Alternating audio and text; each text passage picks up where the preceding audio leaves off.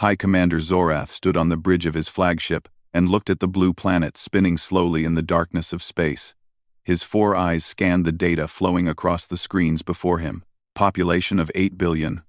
Technology level primitive. Nuclear capability but no interstellar travel.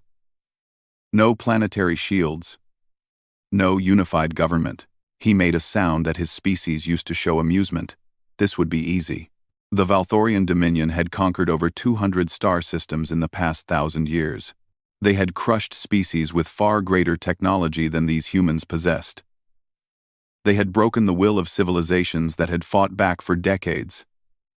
Every single one had eventually surrendered. Every single one had accepted their place as servants of the Dominion. Zorath saw no reason why Earth would be any different. He ordered his communications officer to send the message. It was the same message they had sent to countless worlds before. Surrender within 72 hours or face complete destruction. Join the Dominion peacefully or be crushed beneath it. The message traveled at the speed of light toward the unsuspecting planet below. On Earth, it was a normal Tuesday morning when everything changed. General Marcus Cole was drinking his coffee in his office at the Pentagon when his phone rang. The voice on the other end was shaking. Within minutes, he was in a secure room watching the alien transmission play on a massive screen. The creature in the video was tall and gray with 4 eyes and a mouth full of sharp teeth. It spoke in a cold, mechanical voice that had been translated into every human language simultaneously. People of Earth, I am High Commander Zorath of the Valthorian Dominion. Your planet has been selected for incorporation into our empire. You have 72 hours to surrender all military assets and accept Dominion rule. Resistance will result in the complete destruction of your population centers. This is not a negotiation. This is a notification. The transmission ended. Cole sat in silence for a long moment. Around him, other military officers were shouting into phones, demanding confirmation, asking if this was some kind of joke. But Cole knew it was not a joke. He had been a soldier for 30 years. He knew the look of a predator when he saw one, and he had just seen it in those 4 alien eyes. The next few hours were chaos. The news spread across the world in minutes. People panicked. Some ran to churches. Some ran to stores to buy supplies. Some simply stood in the streets and stared at the sky, waiting for the end. But something else happened too. Something that surprised everyone, including the aliens watching from orbit. The President of the United States called the leaders of Russia and China. Within an hour, they were on a video call together, setting aside decades of tension and distrust. The European Union mobilized its entire military and offered it to a unified command. Countries that had been at war with each other for years suddenly stopped fighting and turned to face the common enemy. Marcus Cole was appointed to lead the United Earth Defense Council. He was chosen because he was respected by military leaders around the world and because he had a reputation for staying calm when everything was falling apart. He looked at the faces on the screens around him. Russian generals, Chinese admirals, European commanders, leaders from every continent. All of them looking at him, waiting for orders. We have 72 hours, Cole said. That is not enough time to build new weapons or train new soldiers. But it is enough time to show these aliens something they have never seen before. What is that? Asked one of the generals. A united humanity, Cole replied. The 72 hours passed. Humanity did not surrender. High Commander Zorath watched the deadline come and go with mild irritation. He had hoped the humans would be smart enough to submit peacefully. It would have made the transition smoother, but he was not surprised.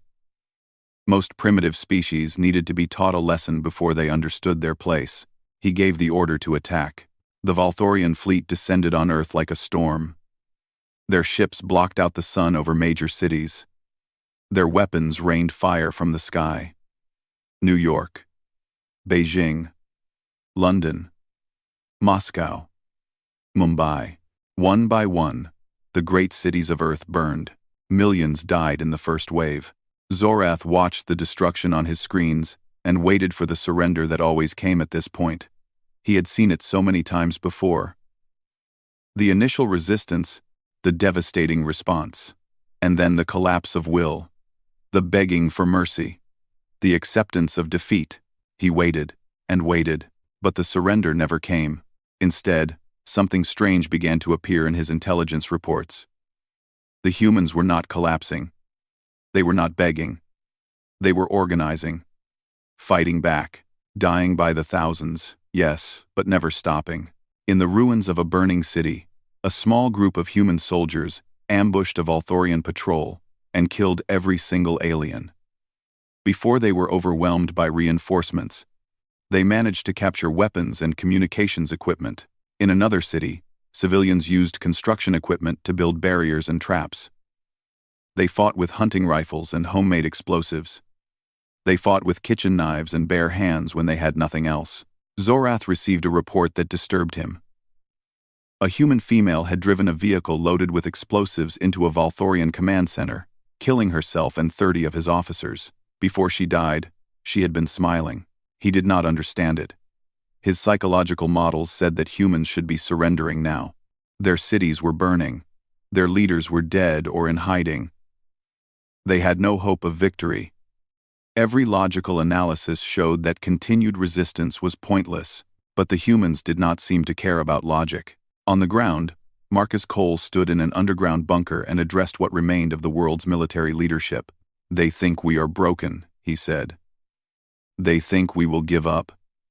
They think we are like every other species they have conquered." He paused and looked at the tired, bloodied faces around him. "They are wrong. We are humans. We do not surrender. We do not give up. We do not die quietly." A young officer spoke up. "Sir, how do we fight them? They have ships that can destroy cities.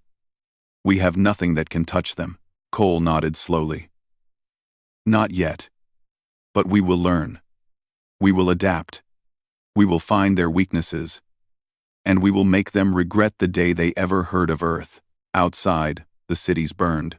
Millions lay dead. The alien fleet filled the sky. But in bunkers and basements and hidden places all around the world, humanity was doing something the Volthorians had never expected. They were getting angry.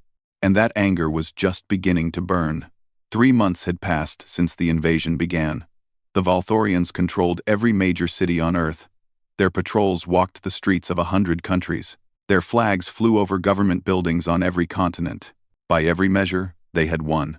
But something was wrong. High Commander Zorath stood in his command center and stared at the reports coming in from the surface. Attacks on supply convoys. Ambushes on patrol units. Explosions at fuel depots. Communication towers destroyed in the night. The numbers did not make sense. He had conquered worlds before. He knew how this was supposed to work. After 3 months of occupation, resistance movements should be dying. The population should be accepting their new reality. Order should be taking hold. Instead, the attacks were increasing. Every week there were more. Every week his soldiers died in greater numbers. "The humans are not behaving according to our models," his science officer reported. "Their resistance is growing stronger, not weaker." "Ah," Zorath made a growling sound deep in his throat. "Then the models are wrong. Update them." "We have tried, Commander. But human psychology does not follow predictable patterns. They seem to become more determined the more we hurt them." In the ruins of what was once Atlanta, Lieutenant Laura Mitchell crouched behind a pile of rubble and watched a Volthorian patrol move through the empty street below. There were 6 of them, tall gray figures carrying weapons that could burn through steel. 3 months ago, Laura had been a school teacher. She taught 3rd grade. Her biggest worry had been whether her students were learning their multiplication tables. Then the aliens came. They destroyed her school. They killed her husband when he tried to protect their neighbors. They burned her home and everything she had ever known. Something inside her changed that day. The woman who had spent her life teaching children to read and write became something else. Something harder. Something dangerous. She raised her hand and gave the signal. From hidden positions all around the street, her fighters opened fire. The weapons they used were a mix of captured alien technology and human-made explosives. The combination was devastating. The patrol never had a chance. Within 30 seconds, all 6 Volthorians lay dead on the broken pavement. Laura's team moved quickly. They stripped the bodies of weapons and equipment. They took the communication devices and the power cells. Everything could be used. Everything was valuable. Move out, Laura ordered. They will send more soon. Her fighters disappeared into the ruins like ghosts. They knew every broken building, every collapsed tunnel, every hidden path. This was their home. They knew it in ways the aliens never would.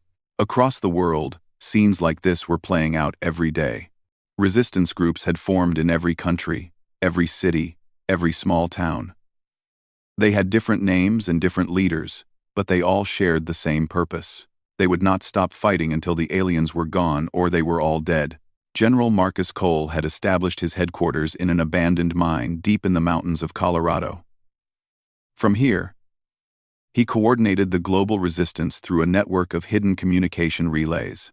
He studied the reports coming in from around the world. The news was both terrible and inspiring. Terrible because so many people were dying. Inspiring because so many more were fighting. The aliens are getting frustrated, his intelligence officer reported. Their losses are mounting.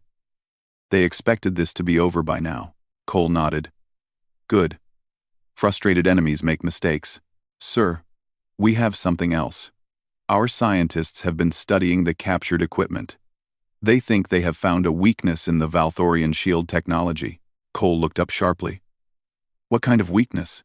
The shields operate on a specific frequency. If we can match that frequency with a pulse of the right type, we can overload them, make them fail. For the first time in months, Cole allowed himself to feel something like hope. How long until we have a working weapon? 6 months. Maybe more. We need materials we do not have, equipment that was destroyed in the first wave. Then we will find them, Cole said. Whatever it takes. On the Valthorian command ship, Zoreth received a report that made his blood run cold. A patrol in what had been Germany had been ambushed. This was not unusual. Patrols were ambushed every day. What was unusual was who had done it. Children. Human children no older than 10 or 12 years. They had used improvised explosive devices hidden in toys and backpacks. They had killed 8 Valthorian soldiers before disappearing into the ruins. According to the survivors, the children had been smiling. Zoreth stared at the report for a long time. In all his years of conquest, he had never seen anything like this. Conquered species fought back at first, yes. Adults fought. Sometimes elderly warriors made last stands. But children? Children who smiled while they killed? What are these creatures? He whispered to himself. His science officer approached carefully. Commander, I have completed a new analysis of human history. I believe I have found the source of their resistance. Speak. Humans have been fighting each other for their entire existence. Their history is one long record of war after war. They have developed thousands of ways to kill each other, and thousands more ways to survive being killed. Fighting is not something they do when threatened. It is what they are. Zorath considered this. But they were divided. Fighting among themselves. Weak. Yes, Commander. When they fight each other, their wars are limited by rules and resources and politics. But when they unite against an outside enemy, those limits disappear. We gave them something they never had before. What? A common enemy. We united them, Commander. And united humans are something this galaxy has never seen. In the darkness of her hidden shelter, Laura Mitchell sat cleaning her captured alien rifle. Around her, her fighters rested and prepared for the next mission. They were teachers, and farmers, and office workers, doctors and mechanics and students. They were also killers now. Every single one of them. A young man named Jack approached her. He was barely 20 years old, but his eyes were old. War did that to people. Lieutenant, the scouts report a Valthorian supply convoy coming through Sector 7 tomorrow. 12 vehicles. Light escort. Laura nodded. Then we will be ready. Tell everyone to get some sleep. Tomorrow we hunt. She looked out at the broken city beyond her shelter. Somewhere up there, in their ships floating in the sky, the aliens thought they were winning. They thought they were in control. They had no idea what they had woken up. Laura had read history books to her students once. She had taught them about human wars, the things people did when their homes were threatened, the impossible victories won against terrible odds. The aliens should have read those books too, because humanity was not going to surrender. Humanity was not going to break. Humanity was going to fight and bleed and die. And in the end, humanity was going to win. She did not know how. She did not know when. But she knew it with a certainty that went deeper than logic or reason. The aliens had made a mistake coming here, and they were only beginning to understand how big that mistake was. 6 months into the war, humanity had transformed into something the galaxy had never witnessed before. The scattered resistance groups had unified into a single force. They called themselves the Earth Defense Legion. Every fighter on the planet answered to the same command structure. Every mission served the same purpose. Every death meant something. Captain Daniel Hayes stood on the deck of a hidden airfield carved into the side of a mountain. Before him sat 12 aircraft that should not exist. They were hybrids, built from salvaged Valthorian technology and human engineering. Ugly things, welded together from crashed alien ships and whatever metal the resistance could find, but they flew. And they killed. Daniel had been a Navy pilot before the invasion. He had flown jets off aircraft carriers and trained the best pilots in the American military. Now he commanded a squadron of machines that broke every rule of aviation he had ever learned. "The convoy is moving through the valley in 20 minutes, his second-in-command reported.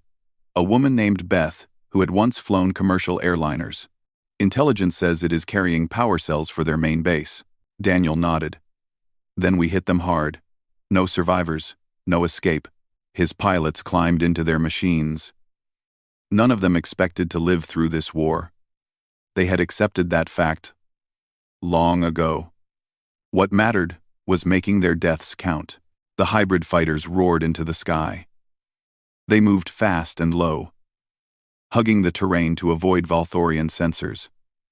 Daniel had learned that the alien ships were faster and more powerful than anything humans could build, but they were not designed for atmosphere fighting. In the air, in the chaos of close combat, human pilots had an advantage. They were willing to take risks that no Valthorian would consider. The convoy appeared below them.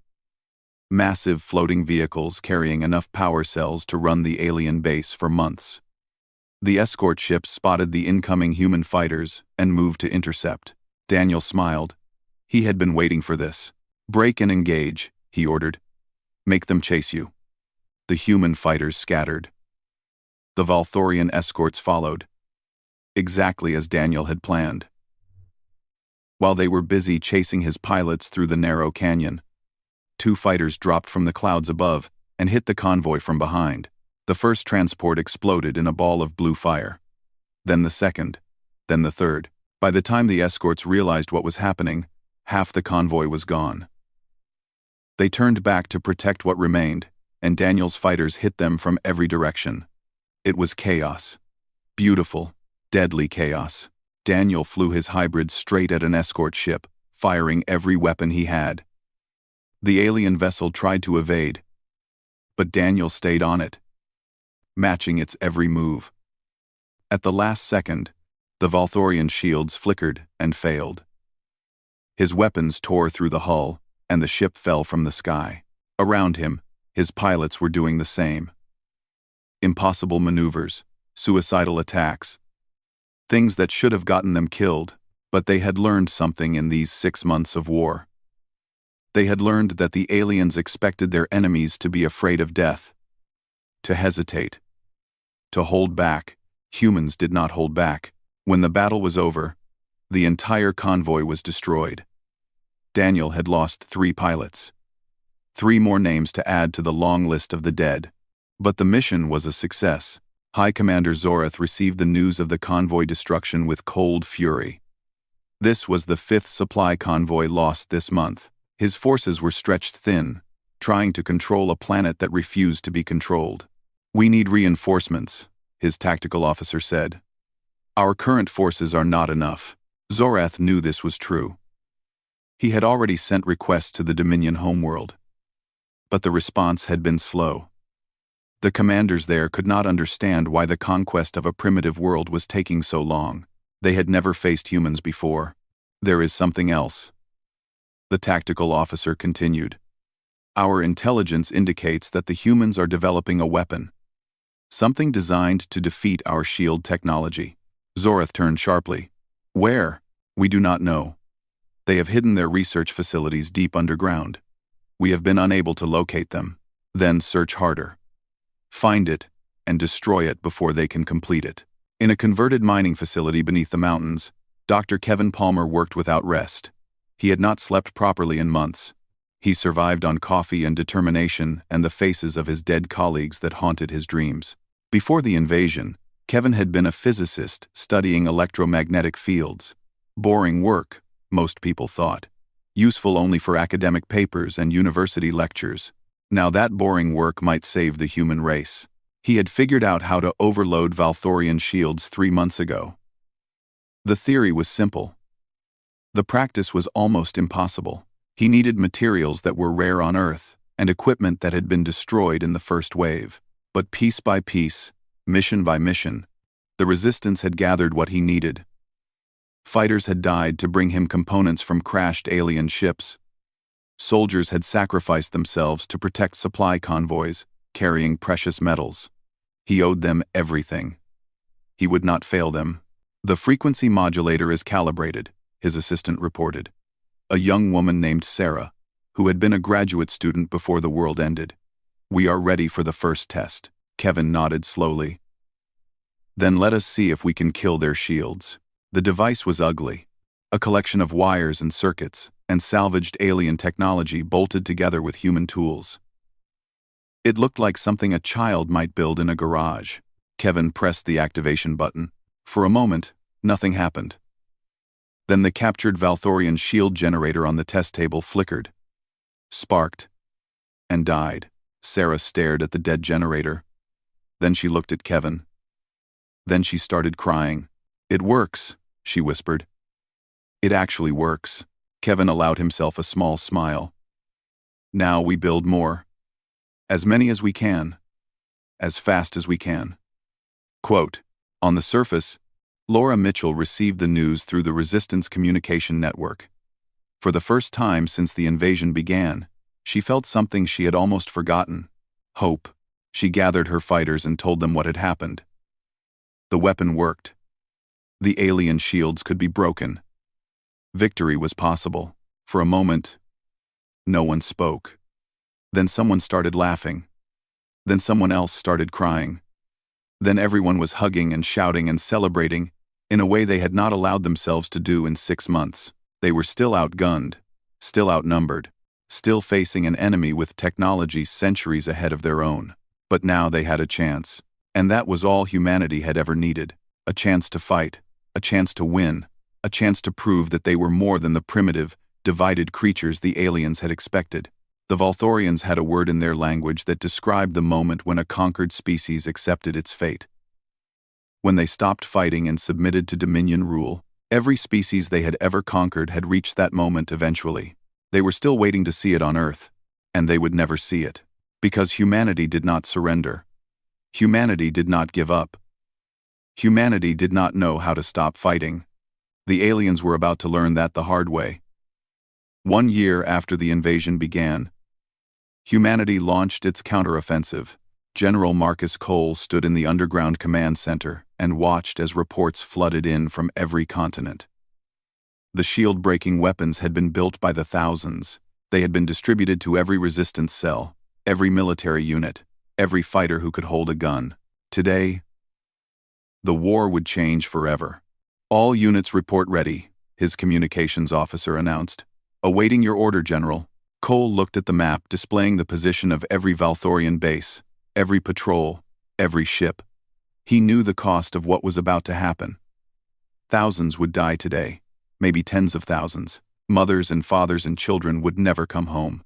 But if they did nothing, humanity would slowly be ground down into nothing. This was their only chance. He picked up the microphone that connected him to every human fighter on the planet. This is General Cole.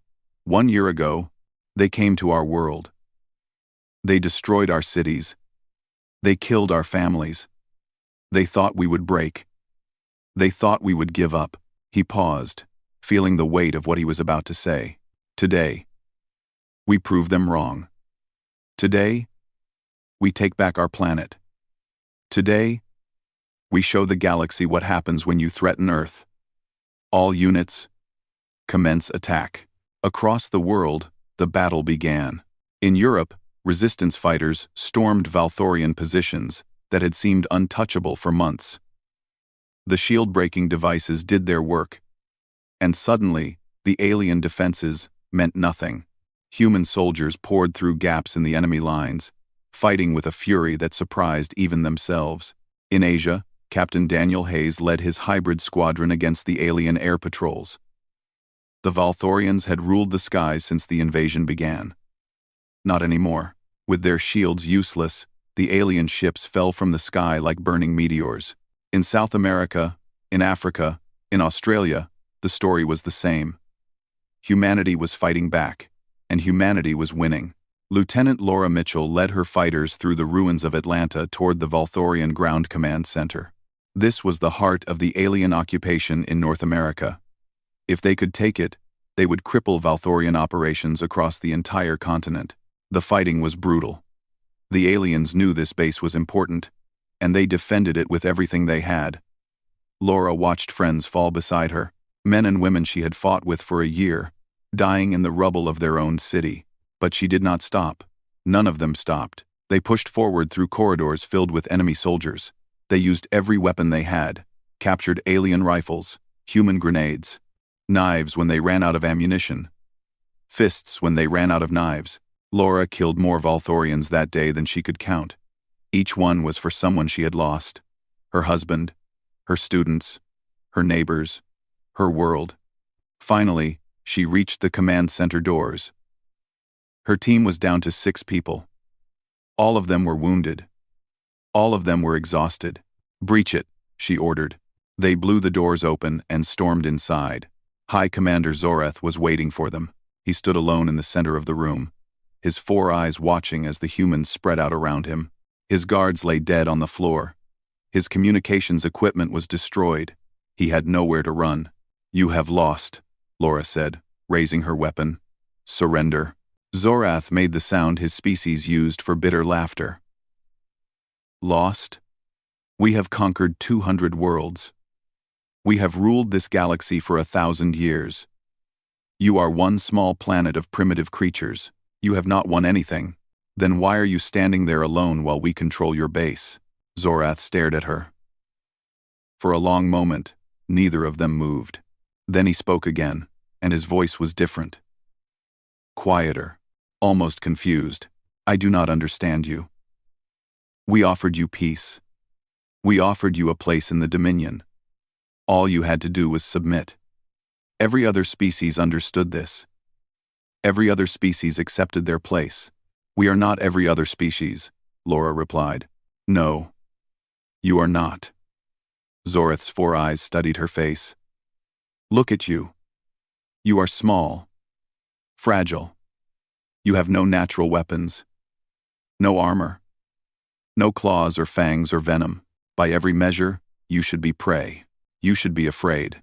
He took a step closer. Laura did not move. "But you are not afraid. I have watched your kind for a year now. I have seen you do impossible things. I have seen you fight when you should run, die when you should surrender. Sacrifice yourselves for strangers you have never met." He shook his head slowly. "What are you?" Laura thought about the question. She thought about everything she had seen in the past year. The ordinary people who became warriors. The teachers and doctors and farmers who picked up weapons and fought. The mothers who died protecting children who were not their own. The soldiers who crashed their ships into enemy vessels rather than retreat. "We are human," she said simply. "That is all. Just human. Just human," Zorath repeated. "I have conquered worlds that called themselves great empires. I have broken species that thought themselves invincible. But I have never faced anything like you." He paused, and when he spoke again, there was something in his voice that might have been respect. "You were never supposed to win this war. Everything said you should lose. Your technology. Your numbers. Your divisions.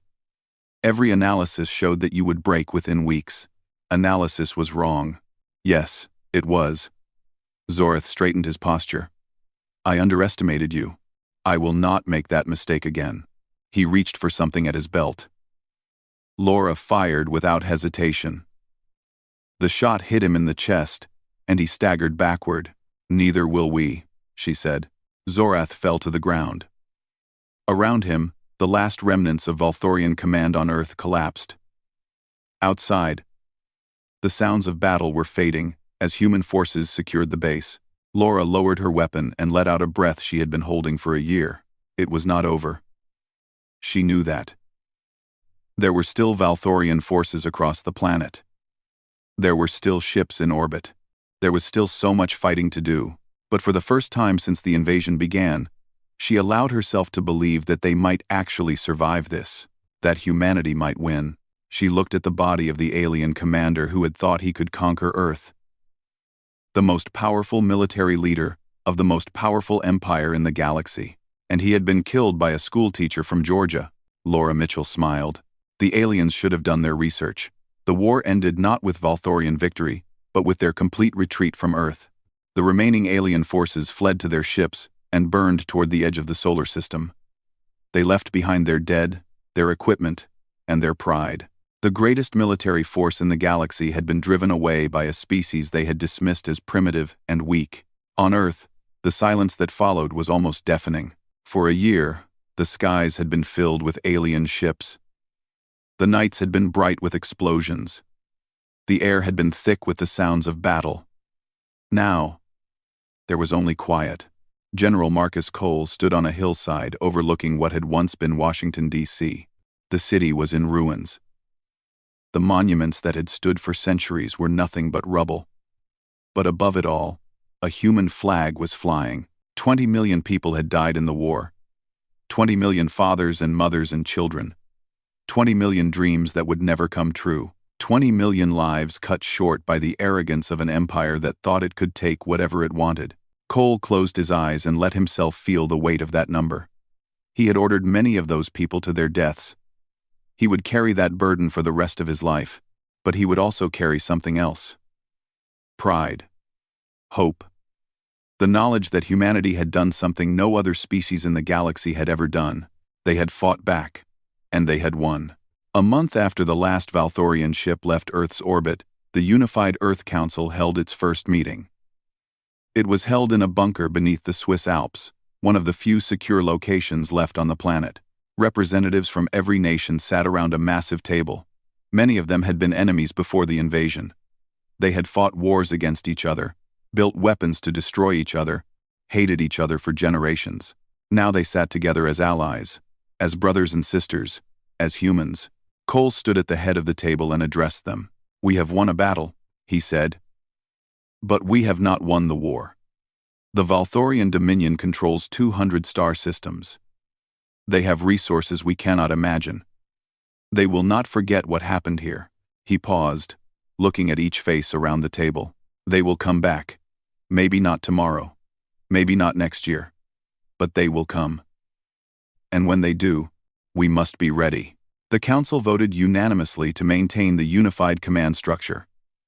The Earth Defense Legion would become a permanent force. Every nation would contribute. Every human would have a role to play. They would rebuild their cities. They would bury their dead. They would heal their wounds.